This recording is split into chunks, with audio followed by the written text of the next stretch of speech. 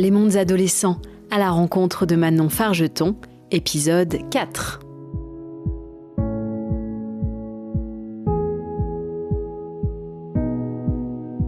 Dans ce nouvel épisode, rendez-vous à la médiathèque de Sainte-Anne-d'Auray où... Je m'appelle Anaïs, je suis en classe de 3e générale et j'ai 14 ans. Je m'appelle Alissa, j'ai 17 ans. Je m'appelle Célia, j'ai 13 ans et je suis en 4e. Je m'appelle Axel, j'ai 14 ans et je suis en 3e. Je m'appelle Clara, j'ai 13 ans et je suis en 4e. Se retrouvent en ce début du mois d'octobre pour un deuxième atelier autour de l'œuvre de Manon Fargeton. La première fois, c'était en juillet et les jeunes s'étaient initiés à la pratique de l'arpentage. En fait, chaque groupe avait un extrait du livre et on faisait récapituler. Et ensuite, quand on assemblait tout, en fait, on comprenait on comprenait le livre. En fait, c'est comme si on l'avait lu. On savait pas tout dans les détails, mais on savait vaguement de quoi il parlait. Et aujourd'hui encore, pas question de lire chacune seule dans son coin. Pour découvrir le roman À quoi rêvent les étoiles, Solène, la médiathécaire, a privilégié une méthode dynamique et collaborative. L'idée donc c'est de découvrir un des personnages parce que c'est un roman, ce qu'on appelle un roman choral, ce roman-là. Ça veut dire qu'il n'y a pas un ou deux personnages principaux qu'on suit tout du long, il y a plus de personnages principaux. Presque tous les personnages sont principaux. Et donc on alterne entre Titouan, Alix, Gabriel et d'autres et encore d'autres. Et ils forment ce qu'on pourrait appeler une constellation et il y a des liens qui se créent, pas forcément entre tous et encore, mais il y a des liens qui se créent qui sont parfois inattendus. Et là, on va rencontrer Titouan dans deux passages qui se situent plutôt au début du livre. Et je vous propose de faire des groupes, un groupe de 2, un groupe de 3, si ça vous va les filles, et de vous emparer chacune au hasard d'un des extraits et d'aller, comme l'autre fois, vous trouver un petit coin sympa dans la médiathèque pour le lire entre vous et après nous faire un petit retour sur ce que vous avez lu. C'est parti. Il a son ordi, son portable, des milliers d'interlocuteurs au bout des doigts. Des aventures virtuelles plus vraies que nature. Il a le moelleux dans son matelas, la chaleur du radiateur. Il a ses Legos. Quelle raison aurait-il de quitter ce cocon ? Je veux juste qu'on me laisse tranquille, lâche-t-il dans un souffle. Là, on récapitule ce qu'on a lu pour l'instant et après, on va recommencer à lire la dernière page. Et on a écrit que en fait, c'est un garçon qui s'appelle Titouan, qui ne veut plus aller au lycée et ses parents, ils pensent qu'il s'est passé quelque chose du coup au lycée. Sauf qu'en fait, il observe juste la nature et il conclut qu'il est mieux dans son lit. Moi, je pense qu'il est un peu feignant et qu'il veut pas faire grand-chose vu qu'il s'est marqué qu'il sait pas quoi encore faire, qu'il sait pas encore quoi faire de sa vie. Et vous savez ? Oui, à peu près. J'aimerais bien faire des enquêtes policières. Moi, je voudrais être pâtissière. On a lu Titouan et la partie où ça parlait de Luce. On découvre les personnages et comment ils sont. C'est intriguant, oui aussi. Mais on découvre avec de l'imagination les personnages. De l'intrigue un peu.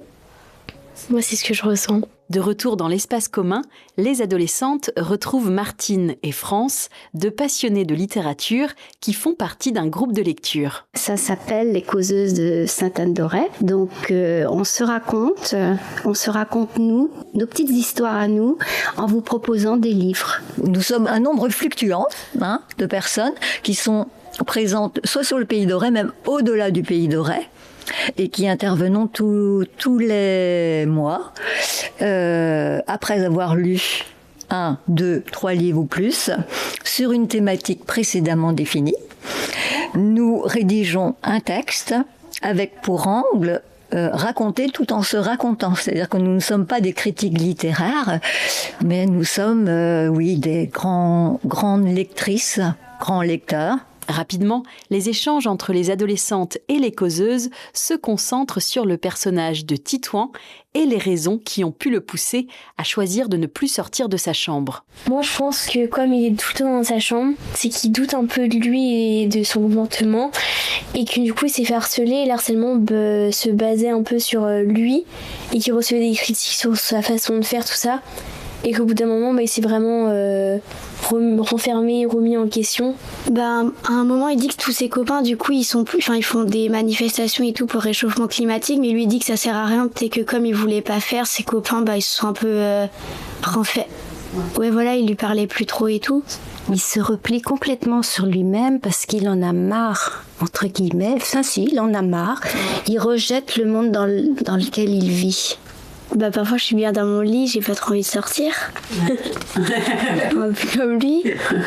il dit bien, ses parents sont très inquiets, ils culpabilisent et il dit bien, mais c'est pas de votre faute, c'est pas vous, je suis pas malade, c'est que je ne veux plus de cette société, donc je me renferme.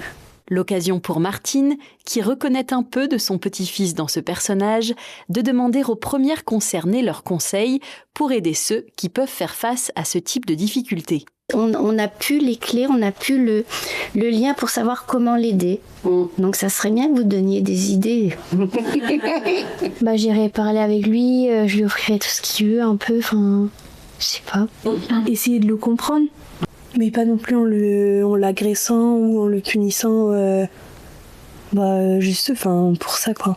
Faire parler avec quelqu'un qui a vécu la même chose que lui et qui a réussi à sortir de ça un peu. Ou alors lui expliquer que ces choses-là, la société, on aura beau essayer, que des fois ça pourra pas non plus, faudra pas attendre quelque chose de nouveau.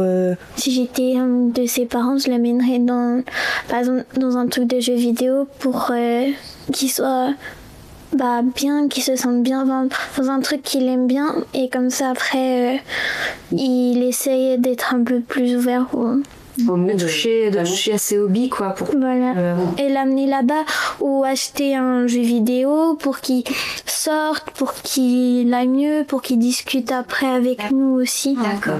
Et ça pourrait lui aider à communiquer aussi avec ses parents si en jouant il se parlerait peut-être même d'autres choses, ou enfin, il se dirait, je suis important, j'apprends quelque chose à mes parents.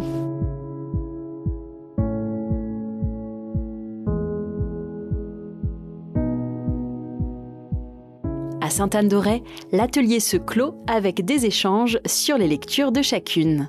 Qu'est-ce que tu... Là, pendant les vacances, j'ai lu La Sage-Femme de Switch et La Sage-Femme de Berlin.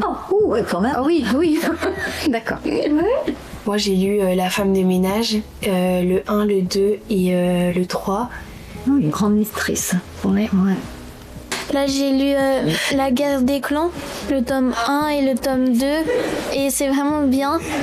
J'ai envie d'avoir le tome 3. Eh bien, je suis en train de lire un livre qui s'appelle Circé, d'une autrice américaine qui s'appelle Madeline Miller. En fait, notre thème, c'était les sorcières, c'est ça. Donc, j'ai lu Les sorcières de Salem. Le but, c'est pas de dire il faut acheter ce livre-là, c'est qu'on raconte une histoire. Par exemple, sur la chaleur ou sur les sorcières, on va raconter pourquoi on parle des sorcières, pourquoi on est attiré par les sorcières, et de là-dessus, on va dire tiens, on a lu ce livre-là, on raconte un tout petit peu l'histoire qui se trouve dans le livre, et on propose aux gens de le lire. Voilà. Vous voyez toutes les semaines? Tous les mois. Tous les mois, c'est un mensuel. Bon, alors, vous avez compris, le prochain thème, c'est le thème de la sorcière. Et le suivant, c'est la chaleur. Et toutefois, il y avait une de vos lectures qui se raccrochait à cela. Vous pouvez en parler Vous pouvez nous parler d'un livre à la médiathèque ou à l'animatrice du service jeunesse. Ouais, même si ce sont des bandes dessinées, on parle aussi de bandes dessinées. On parle de bandes dessinées. Tu aimes les bandes dessinées. Donc si vous êtes intéressés, vous êtes les bienvenus. L'invitation est donc lancée, et en attendant de se retrouver, les adolescentes m'ont confié qu'elles s'étaient elles aussi choisi un nom de groupe, ce sera les Pipelettes.